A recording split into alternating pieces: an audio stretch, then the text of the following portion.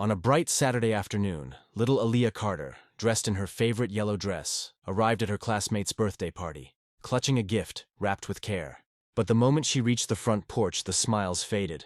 The mother at the door looked her up and down, hesitated, and said, "Sorry, I think you're at the wrong house." Confused and embarrassed, Aaliyah stood frozen as laughter echoed from inside. Her small hands trembled, not from the cold, but from the sting of being unwelcome. It was one of those perfect suburban afternoons, the kind where sunlight danced across freshly cut lawns and children's laughter floated through the air. The street was lined with cars, balloons swayed on mailboxes, and the scent of barbecue mixed with birthday cake drifted from somewhere nearby. 7-year-old Aaliyah Carter stepped out of the car, her mother smoothing out the creases of her bright yellow dress. She clutched a small pink gift bag in one hand, carefully wrapped with her allowance money, and a handwritten card in the other. Her braids bounced as she walked up the driveway, excitement lighting her face.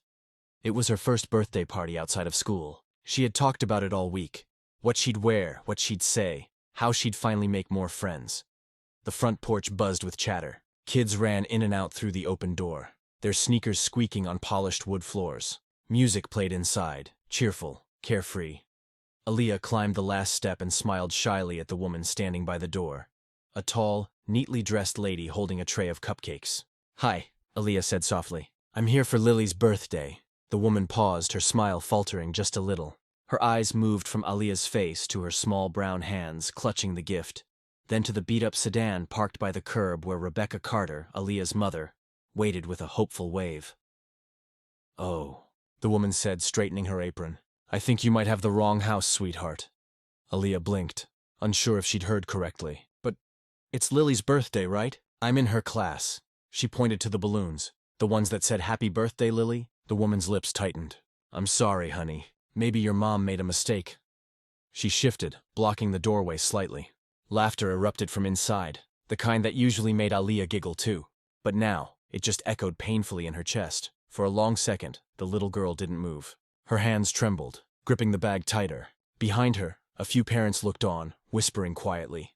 Then, as if realizing how long she'd stood there, Aaliyah mumbled, "Okay," her voice cracking. She turned and stepped down the porch, her eyes fixed on the sidewalk so no one would see the tears welling up. From the car, Rebecca saw everything. The hesitation, the mother's polite smile that wasn't really polite at all, and her daughter's small figure walking back slowly.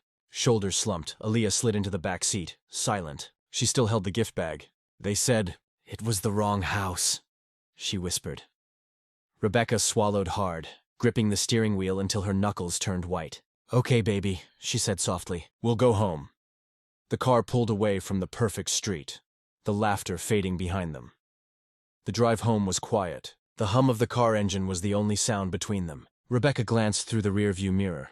Her daughter's head rested against the window, eyes unfocused, clutching the same pink gift bag that had never made it past the door. The yellow ribbon was wrinkled now, and the small happy birthday tag swung loosely with every bump on the road. When they reached home, the late afternoon light had softened into gold. Rebecca parked the car, but neither moved. Finally, Aaliyah broke the silence. "Mom, did I do something wrong?" Rebecca turned, her throat tight. "No, baby," she whispered, forcing a smile that didn't reach her eyes. "You didn't do anything wrong." But deep down, she felt the sting. That same old ache she had once promised herself her daughter would never have to feel. That night, after tucking Aaliyah into bed, Rebecca sat alone at the kitchen table. The RSVP card lay there, its edges bent from her grip. Her handwriting looked neat and careful. Rebecca Carter and daughter Aaliyah. She remembered how proud Aaliyah had been when the invitation came home from school. Rebecca picked up her phone, scrolling through photos, birthday pictures from years before, family picnics, Aaliyah's toothless grin. Her thumb stopped over the photo she had taken just before the party. Aaliyah standing by the car, smiling under the sun, her yellow dress glowing like hope. Her heart sank. Across town, laughter filled the Ellisons' elegant living room. Mrs. Ellison poured herself another glass of wine, smiling as parents complimented the decorations and the guest list. "Lily's friends are such lovely families," someone said.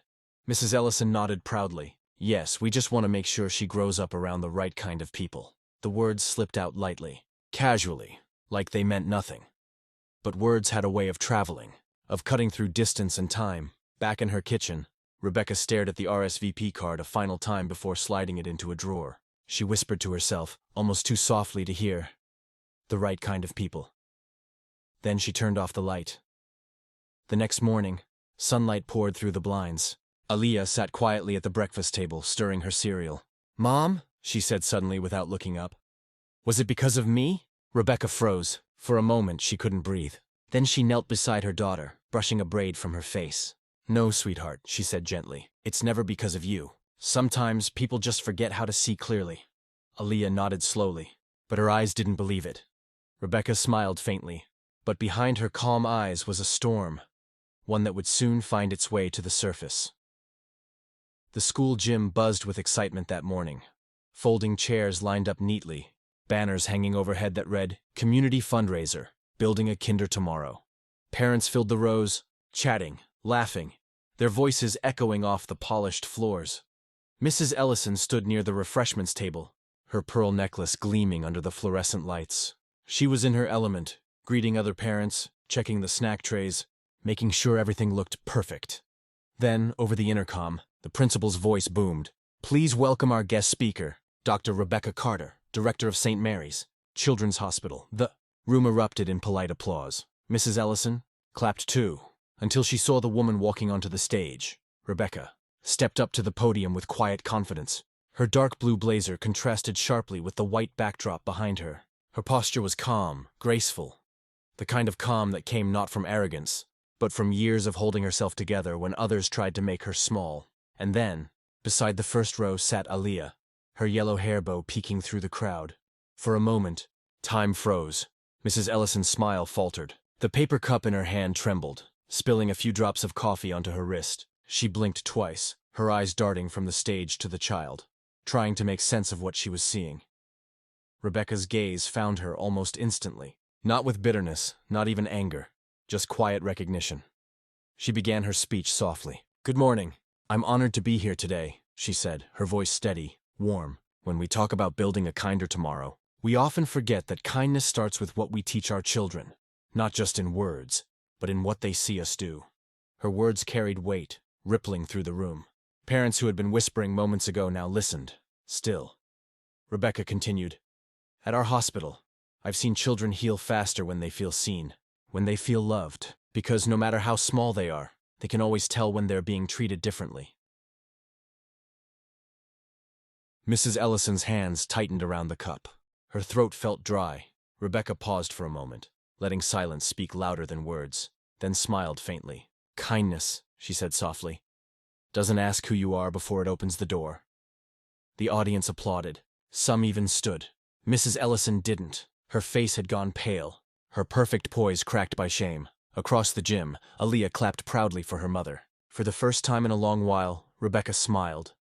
Not because she'd proven anyone wrong, but because she'd shown her daughter what dignity looked like. The gym had nearly emptied. The echo of applause still lingered in the air, soft and hollow like fading thunder. Rebecca stood near the stage, gathering her notes as the janitor folded chairs in the background. Her composure remained steady, calm, deliberate, the kind that comes after a storm has already passed through. From the corner of her eye, she saw Mrs. Ellison walking toward her. The woman's confident stride from earlier was gone. Her heels clicked uncertainly against the gym floor. Her face, once so composed, now carried the fragile look of someone who had seen herself clearly for the first time. "Dr. Carter," Mrs. Ellison began, her voice trembling. I didn't know." She swallowed hard, her eyes glistening. "I didn't know who you were." Rebecca looked at her. Really looked. The same woman who had once closed a door on her child now stood with her head lowered, clutching her designer purse like a shield. "You didn't have to know who we were," Rebecca said softly, her words calm but heavy. "You just had to be kind." Silence fell between them. In that moment, it wasn't anger that filled the space. It was truth, the kind that doesn't need to be shouted to be heard. Mrs. Ellison's lips parted, as if to speak again, but no words came. She nodded faintly, tears threatening to fall, then turned away. Rebecca watched her go, not with satisfaction, but with quiet acceptance, the kind that comes when forgiveness is chosen, even when it isn't asked for properly. Outside, the evening air was cool. The parking lot lights cast long shadows across the asphalt. Aaliyah ran up to her mother, her small hands reaching for hers. Mom, everyone said you were amazing. Rebecca smiled, squeezing her hand. Thank you, sweetheart. They walked together toward their car, the sound of crickets rising in the background. Rebecca's heels clicked softly against the pavement, the rhythm steady, purposeful. Later that night, at home, Aaliyah sat cross-legged on the bed while her mother brushed out her curls. The room glowed with soft lamplight, gentle and warm. Mom, Aaliyah asked suddenly, did she say sorry? Rebecca paused, the brush still in her hand. She looked at her daughter's reflection in the mirror. Those wide, innocent eyes searching for answers the world often failed to give. She did, Rebecca said quietly. Sometimes people learn too late, baby. But that's still learning, Aaliyah nodded, thoughtful. Then she smiled. A small, knowing smile that carried more strength than her years. Rebecca placed a kiss on her forehead and whispered, "You keep shining, okay?" As the lamp dimmed, Aaliyah's eyes drifted shut, peace softening her face. Outside, the wind moved through the trees, gentle, forgiving, and full of promise.